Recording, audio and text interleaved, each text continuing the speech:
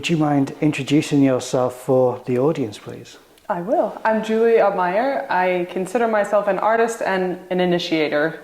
So I group all of my projects and exhibitions and unidentifiable things in that second category. And if someone is interested in that, they can talk more, or if that's confusing, it can be a nice conclusion as well. Yeah. So can you elaborate on that, how you kind of facilitate the, the work that you do, really? Yeah. So I moved to North Wales from Istanbul almost 6 years ago now. So the things that have come out of that time has been a series of homemaking. So for me, that's an experiment into the physical location, an experiment into how my ideas about my own practice. And in this particular case, it was making a home for my family. So I have a husband and 2 children, 2 girls, 5 and 7. So it was forming a life not only for myself, but for my family embedded within a community. So it was exploring what the community is, what my family meant within that, figuring out what was interesting in that, and how we could be a useful part of that. Yeah. Now, we're in Plas Bodfa. Can you tell us about this location and your journey so far? Yeah, looking in retrospect, it looks one way, but that's not how it was. So we bought this, at the time empty manor house. It was a family home up until the 70s. It was a steakhouse in the 70s, which kind of changed the makeup of the physical spaces. Then it became a residential care home and added on to significantly.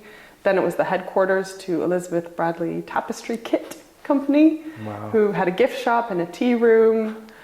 And then it was empty for 11 years. It's a mixture of domestic and commercial. It's a house, but the different things that it's been throughout the years have left all these different use classes, like within the code, the use class code.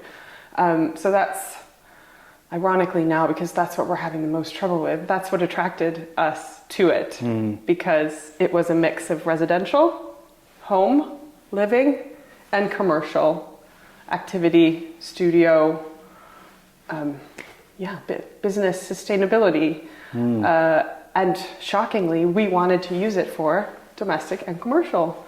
But there's a lot of things that we've discovered, and it's, 6 years worth of information about use class and development regulations and the different things about the countryside, which has made it unnecessarily complex and difficult to get it through, and we still don't have permission to renovate the house.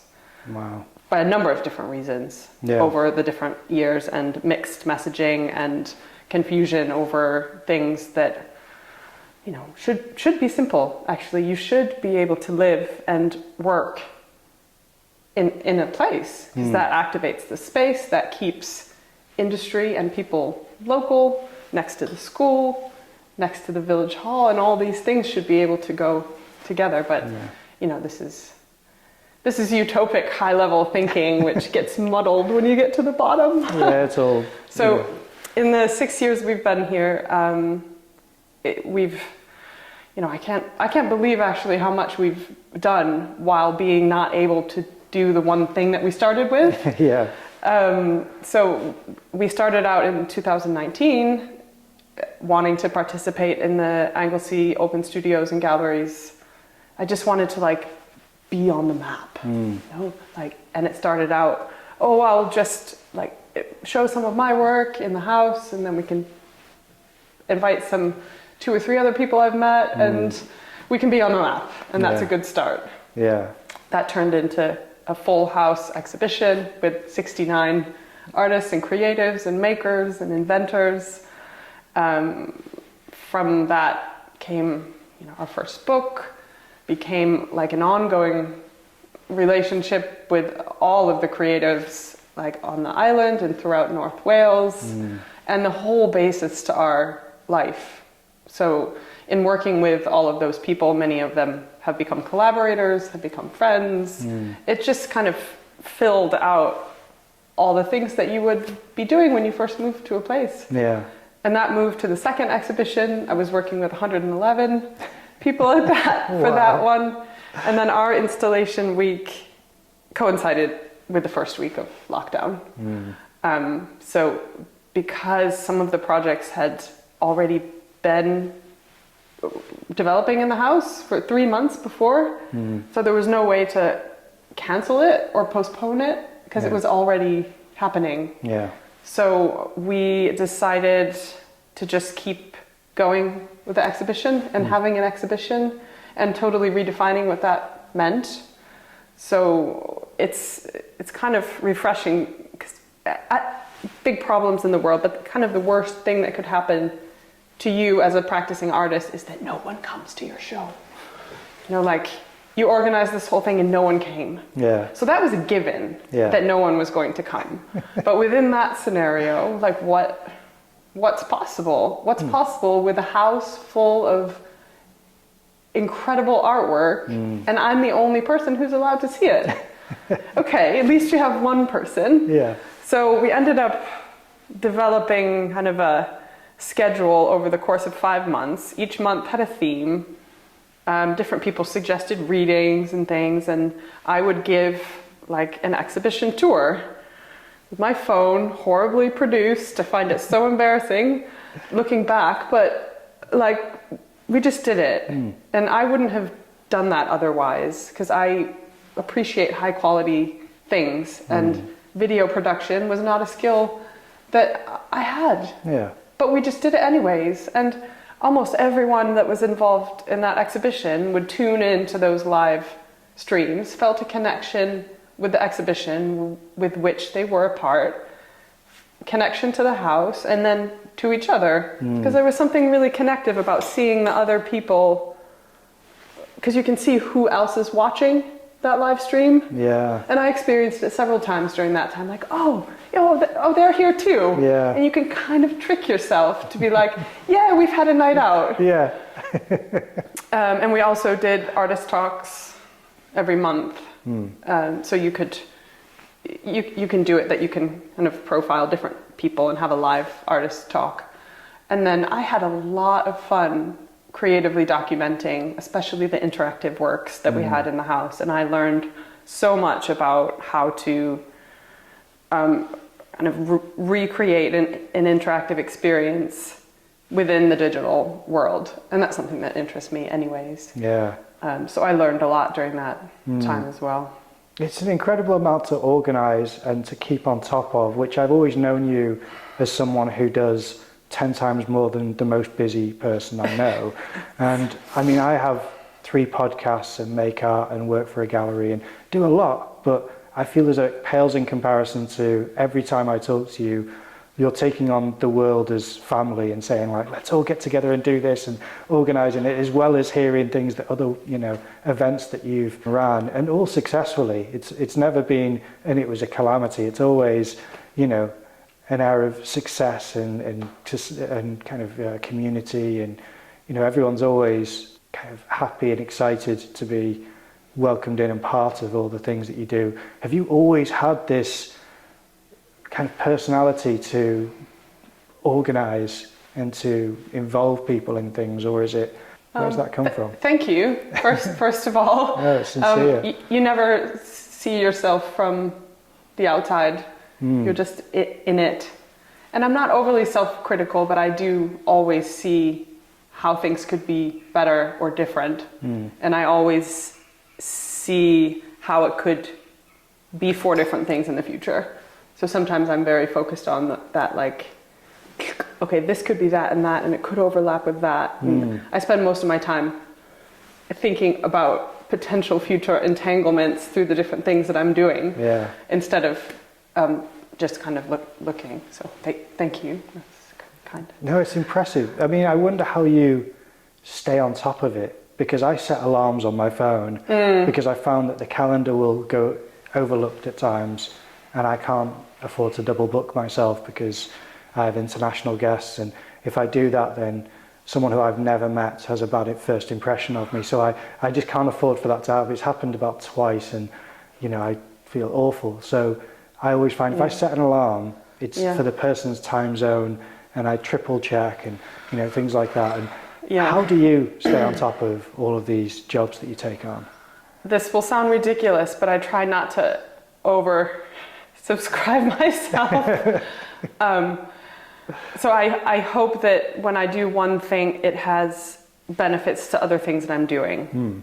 And in my head, when I see the kaleidoscope of things in which I'm engaged, they are all heading in the same direction. And I try not to take things on that don't fit into one of those streams of things of which I've already committed. And for me, those things in which I've already committed are all going in the right direction.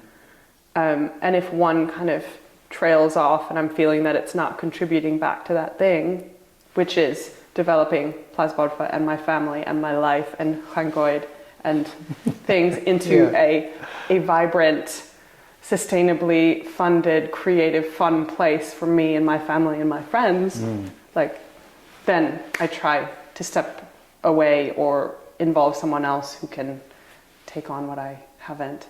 And then you realize things are tagging on, and then you have to kind of see those in isolation and be like, I'm actually really interested in that, but I don't have space for it right now. Yeah. And I'm getting better, but it's really hard. It's really hard. Because I was going to say, I mean, I don't have a partner and a family. So these are, I mean, even if you didn't have children, you'd have a partner. And that's already something which you have to consider when you're an artist, which can be all-consuming. But then to do, say, a sculpture trail with lots of different artists, and then to do a flower show, and it's, these are the things that I know about. I'm sure there are things that I don't know about that were events last year.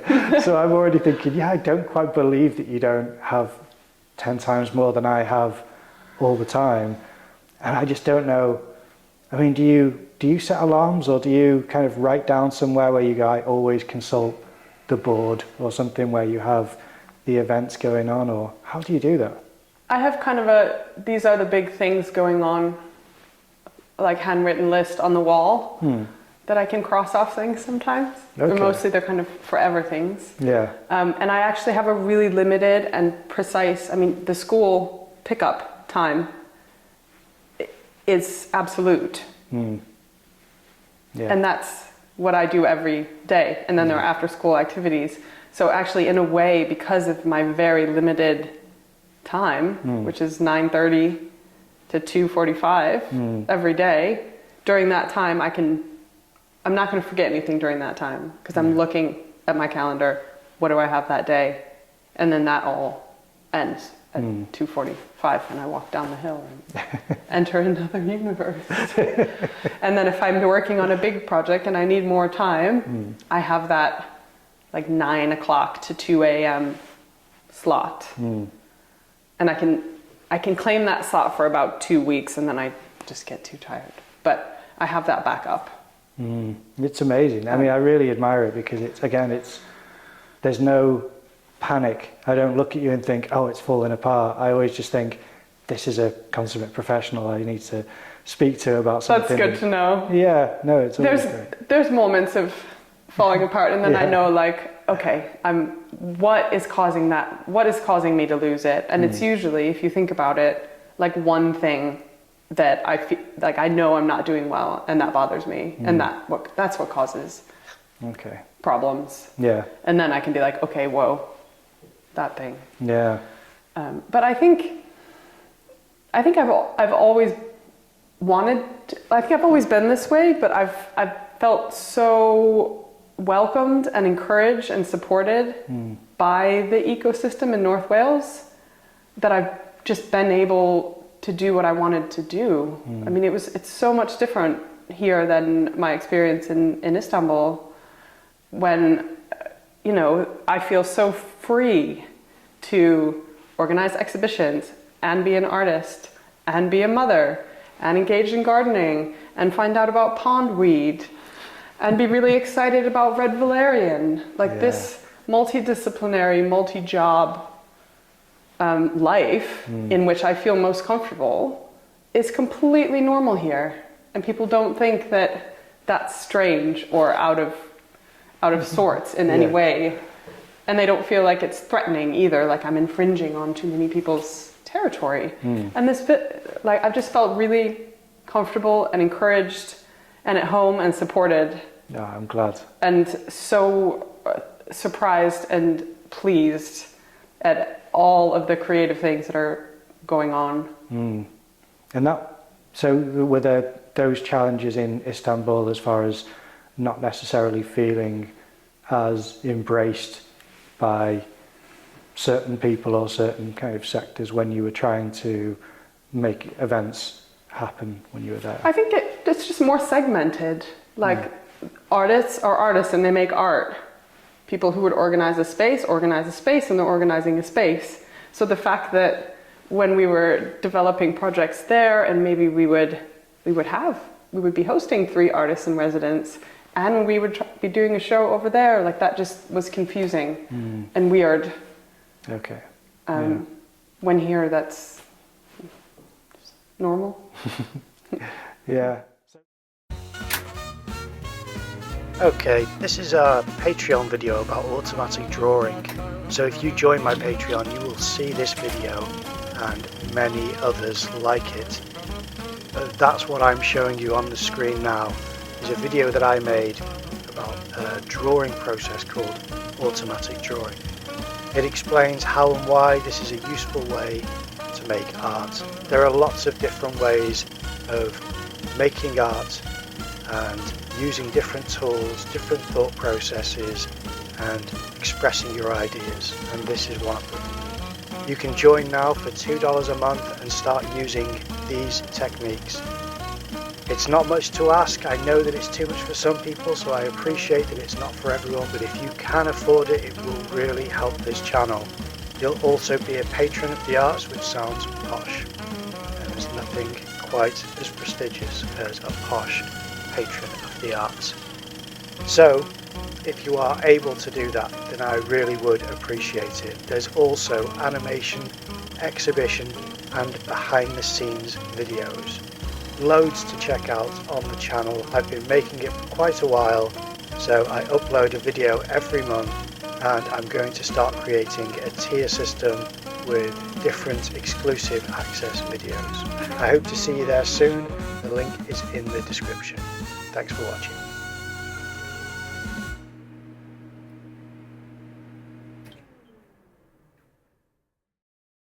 So talking about over here, and you've recently launched, or not launched, but kind of presented this collaborative project. Can you talk about the work that you've done with Mary Rose Pritchard?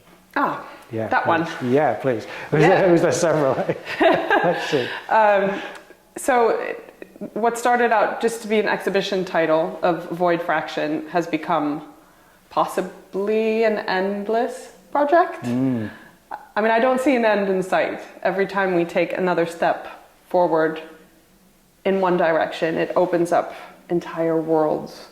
To try to explain it simply, it is an artistic investigation into limestone and limestone dust and other quarrying byproducts, which has taken us into amazing geological, geo-art, geoscience, geopoetics world, of which we are excited and also feel very comfortable.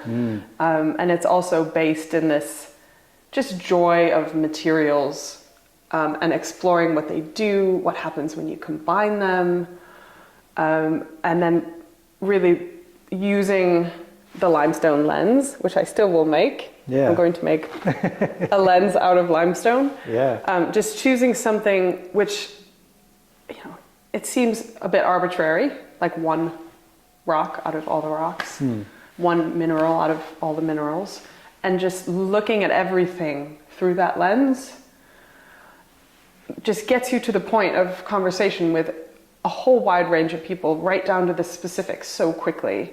Anytime we start talking about limestone, it just sparks. I mean, we ended up in one discussion about religion. We've ended up in discussions about ecological innovation with scrap. I mean, it just keeps opening up more and more. Yeah. So it comes back to residencies.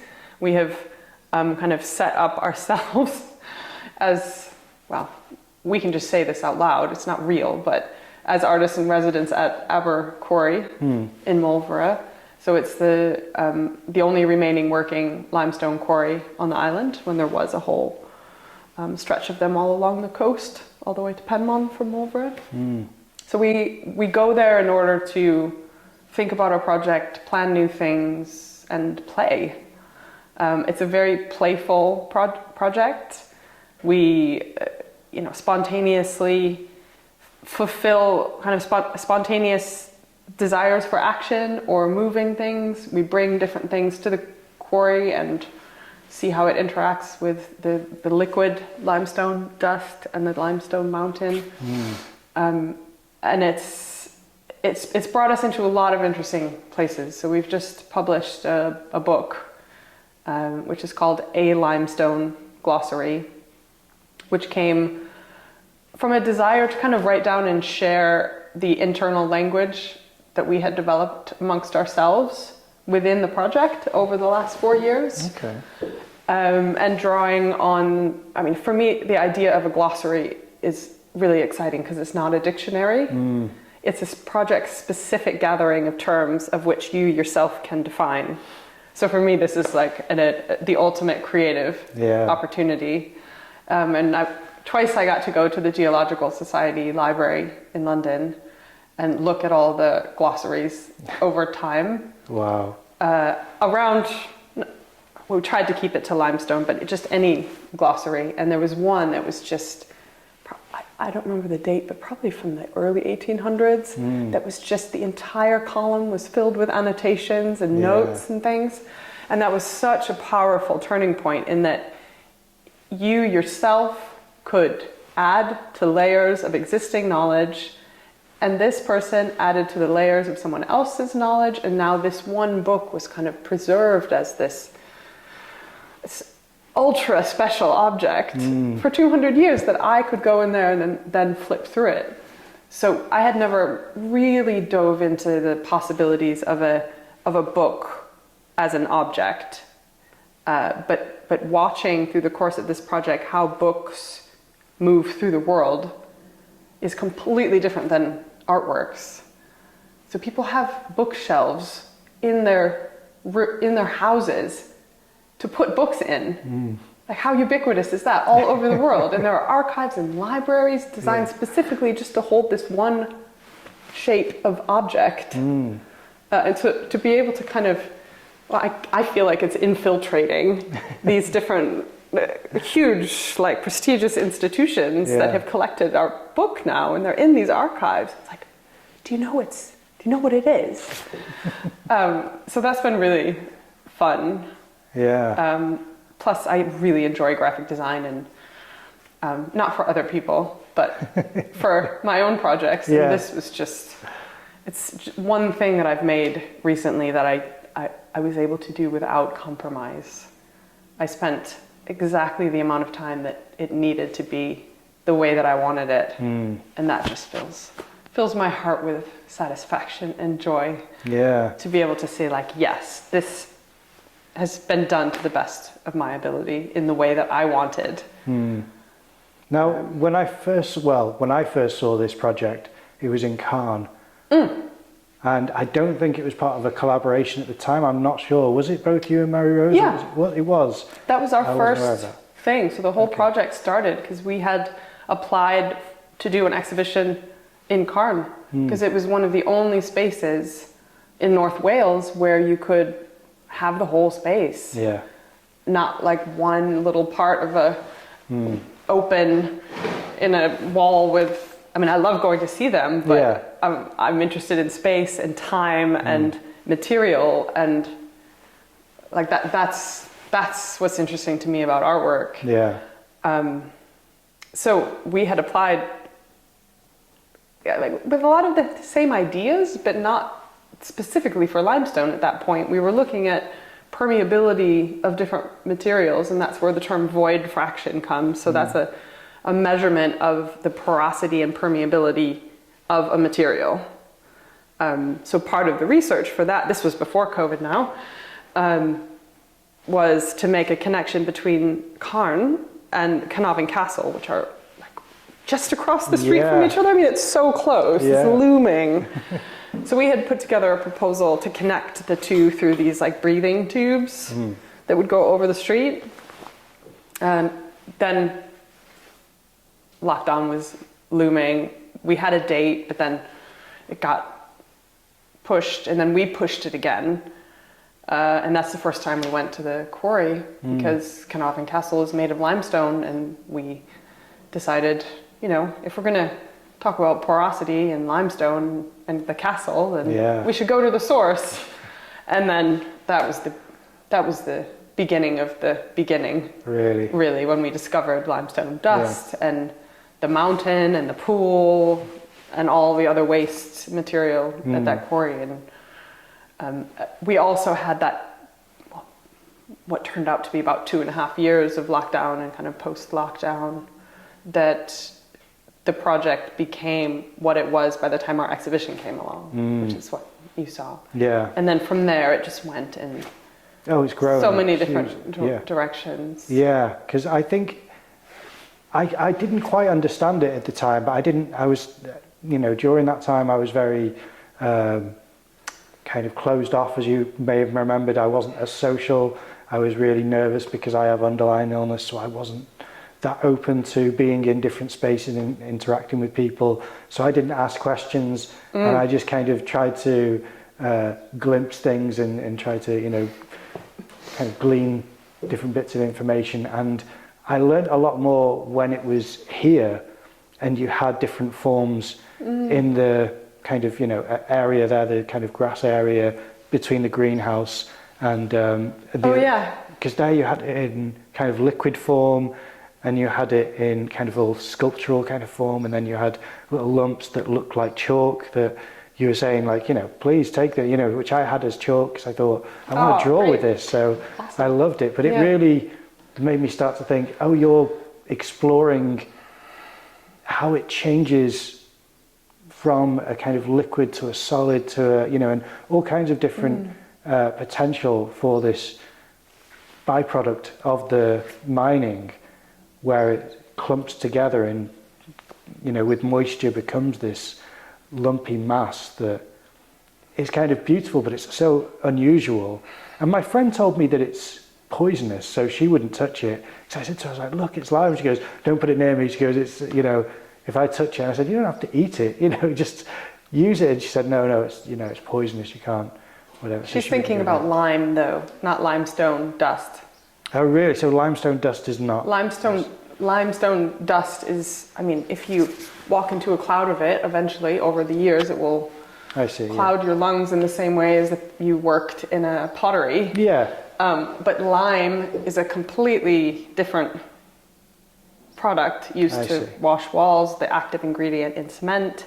So that is limestone that's been heated up to a ridiculously high temperature and then turned into lime, which can be slaked lime or quick lime, would go into Portland cement. So that you need to heat it up first in order to become this kind of magic ingredient of cement. So what we're using is simply crushed limestone. So she was right in a way. I see, that'll reassure her slightly that I haven't brought something so toxic into her home. She's right to be wary about lime. Because you need, if you're going to whitewash your walls, then you need protection. And, you know, the lime light, she loves the lime light. So in the early Victorian times, they would use that as lighting for like outdoor performances, and they would burn it. So that is actually really super toxic as well. As was tradition back then, is to use toxic things unknowingly. And celebrate it widely. Through circus and performance. Well, speaking of performance, you see, perfect segue, because now I don't know if you call it performance or just part of a happening to do with the exhibition, but I was I made the connection, and Petra quite like this, of kind of a Sisyphus kind of connection of the rock being kind of carried up a hill, and kind of the denial of death, and then being sentenced to have to forever push this rock up the hill. And when I saw you and Mary Rose walking with these big stones in pouches, it conjured that image to me. But can you talk about that kind of happening that you engaged with?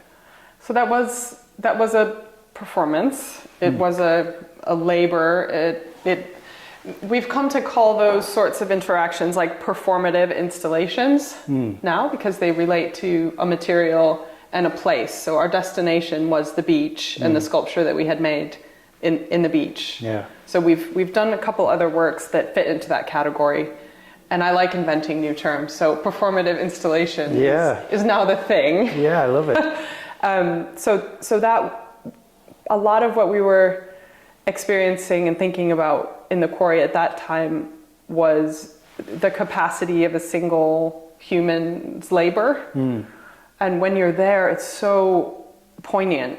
Like when we were preparing for the Cairn exhibition, we had to make a rule for ourselves because we didn't have a budget. So we could engage with one-person stones or two-person stones. Other than that, we need equipment, which costs money. Yeah. So that was in the glossary as well, one-person stones, two-person stones. So those were the types of stones that we were able to engage with for our project. Yeah. And when you think about the history of any industrial labor, there was that point when it switched to what can a group of workers do with their own body and their own energy and their own hands. And when it changed to being assisted by machines, the scope of work, the amount of material that can be taken and moved and dealt with, just like skyrocketed through the roof. It was no longer proportionate. So that was very much about the limitations and possibilities of labor, and what can we, as two like minor humans on the face of all the humans on the earth, like what is possible for us to do in our engagement with moving stones from one place to another. And we think of it as a poetic gesture. So we were very conscious of what we were wearing and how that would stand out from the landscape. Yeah. So we wanted something that was striking. So we chose like bright orange to be as contrasting as possible to the green of the woods. And then Mary Rose sewed those things that we would be able to carry that as part of our own body weight and balanced, and go and bring those stones which we had brought from Mulvera to here and reconnect with the coast. So we were kind of tying up that limestone circle and bringing that back to the coastal area, to the last, because that was the far left sort of quarrying. And then in Penmon, we weren't quite at Penmon, but that was the far right of the historic quarrying. So these underlying symbols and underlying thoughts around the origin of the stones, where we had carried them, and then where we were returning them to through this engagement with the paths down to the beach, is where that came from. That's brilliant. And we quite liked the challenge. Like, I come from a athletic swimming background, and I like setting out physical tasks to engage with, because it activates your body and kind of engages your brain in that part of your body's motion, which kind of frees up a really creative part. So I quite like doing kind of repetitive motions, and to be able to do that kind of with someone else, and to see how it works to walk with someone. It was just really pleasurable. It was really fun to do that. And that's when we started to get more ideas around performing together and what that meant, and to put yourself as a figure in the artwork, which I've always wanted to do. But it wasn't until the deepening of the collaboration with Mary Rose that we kind of started to develop a language within that. That was something that came from both of our ideas and backgrounds and aesthetics, and we really started to get some ideas in that, when before I was kind of skirting around the issue.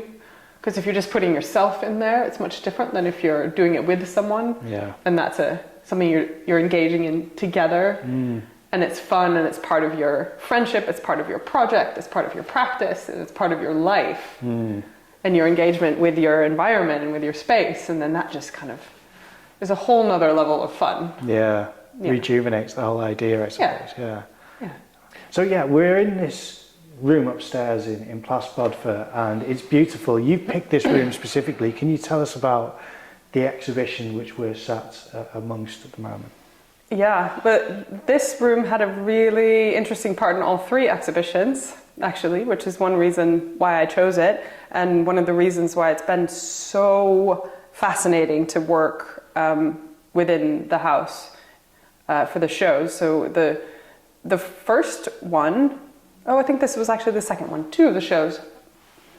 So for the second one, an artist, Jill Collier, wanted to create a mural in this space that would fill in, because it's quite a stunning view if you look that way. That's kind of where the whole house is designed for the view.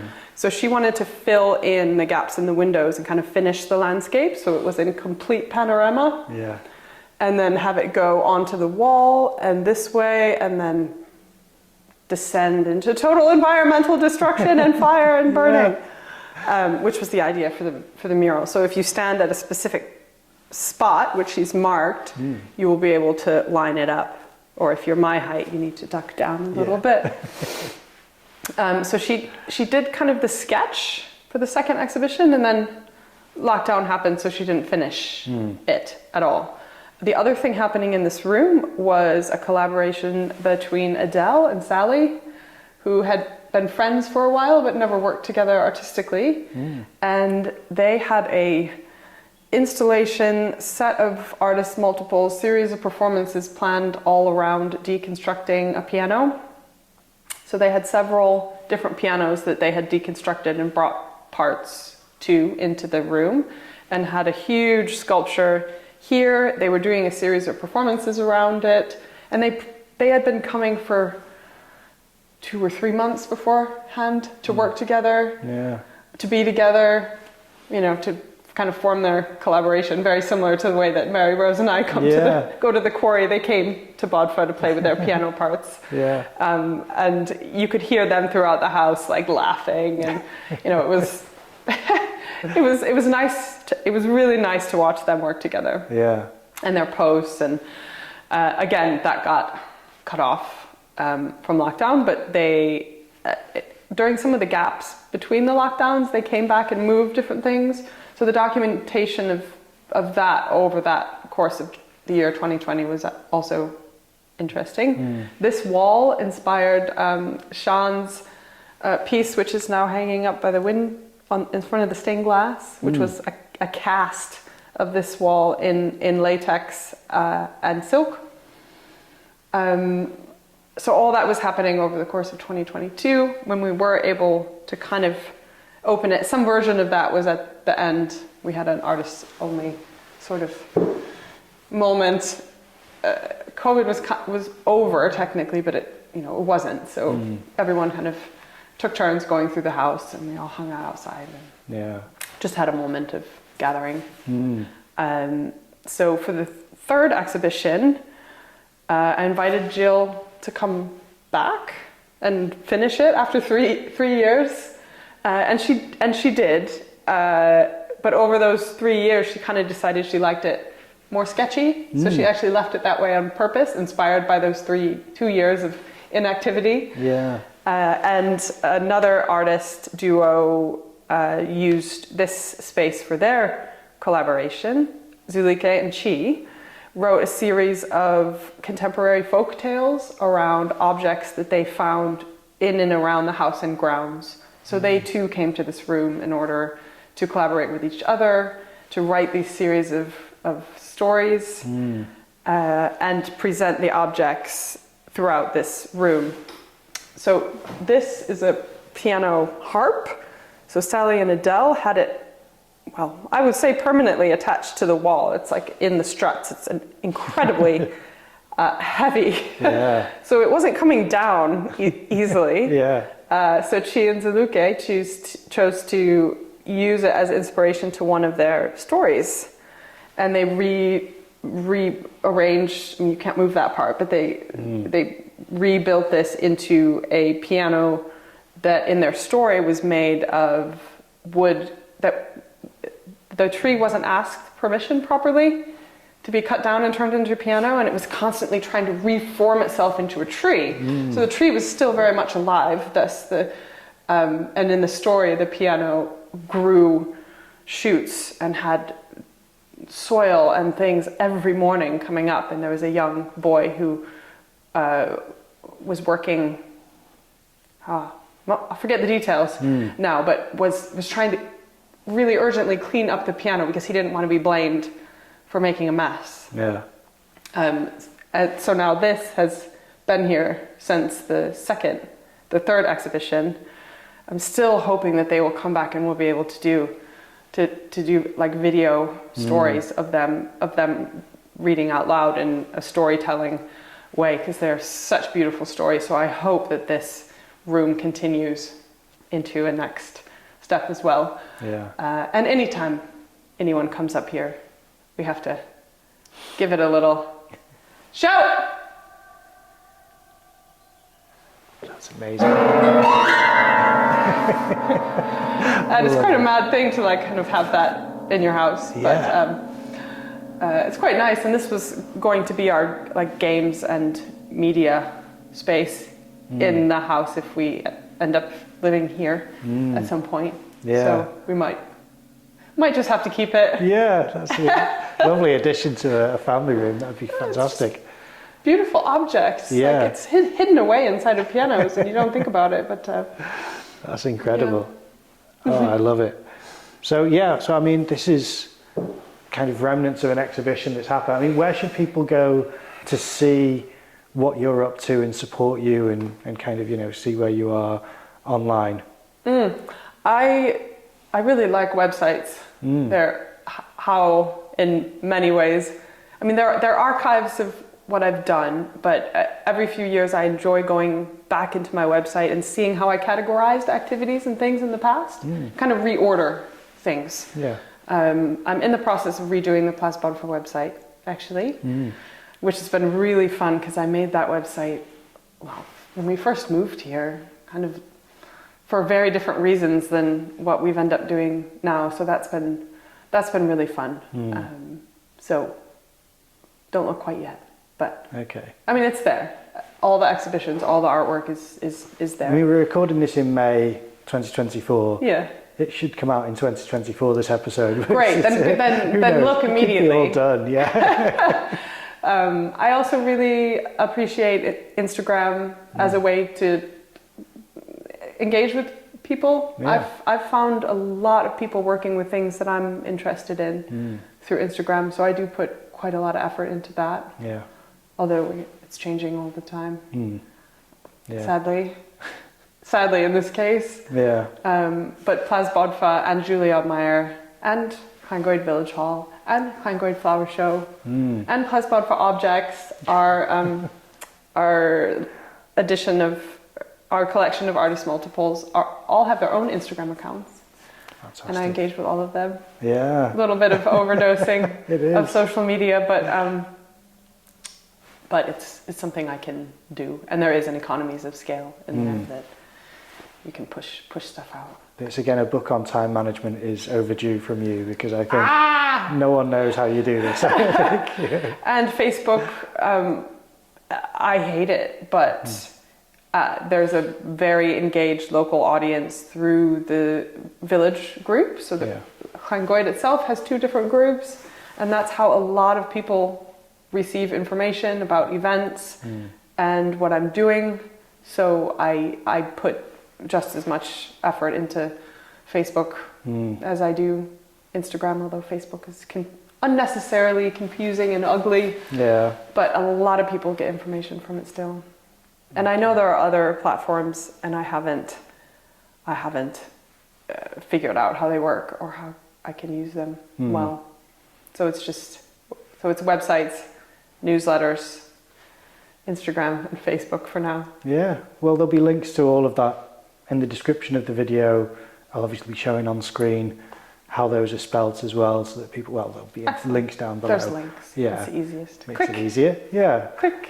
But no, it's been an absolute pleasure, and I can tell how precious your time is. So it is. It's really, I appreciate you being a guest on the podcast. Thank you very much. It's good to explain yourself every once in a while. Then you realize the things that make sense and perhaps the things that don't. So thank you as well.